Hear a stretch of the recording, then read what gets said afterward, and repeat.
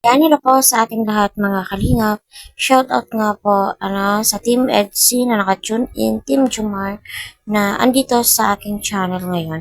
So, not to bash po kasi napapansin ko no iba po yung saya ni Kalingap Eds kapag kasama niya ang kanyang mga beneficiary. So, totoo po yan lalong-lalo na nung nag-outing po sila nila Hana. Kita po natin na iba, no?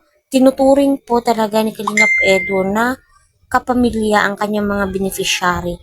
Hindi po ibang tao. Yun po yung napapansin ko. At kung napapansin nyo din, madalas din pong pumupunta si Eds sa kanyang mga beneficiary upang kumustahin, mag-unwind, kung pwede lang ng araw-araw, why not, no? So, sa live ni Eds, kita po natin na nakikipagkwentuhan po siya kung ano yung mga ugali ng kanyang mga beneficiary kaya nagugustuhan niya.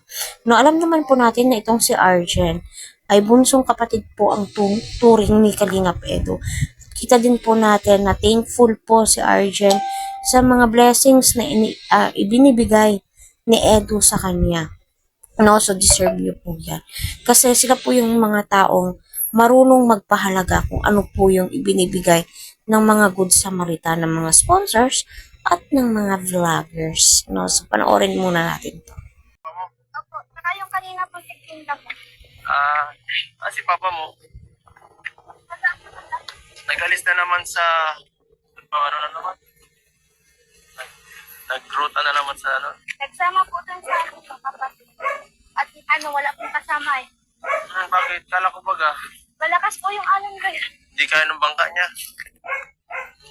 Ay kaya man po kaso Mahirap. kasama po yung kapatid niya at may masakit daw po sa po. Mas okay yung may kasama sa pamamagpinsan talaga. Ano yan? Ano mga huli yung marang magkakaibang isda yan? Opo. Ito, hindi, sab-sab lang. Lipat lawayan. Ito po abo. Apo. Apat na apo, dalawang lawayan. Magkano ang isa niyan? Ha? Ito po 660 po itong tatlo. Yung isa po ay pero ito po, 20 lang. Mura lang pala yan. Nagtitinda ka rin? Masama ka? Tara. Paano magtinda?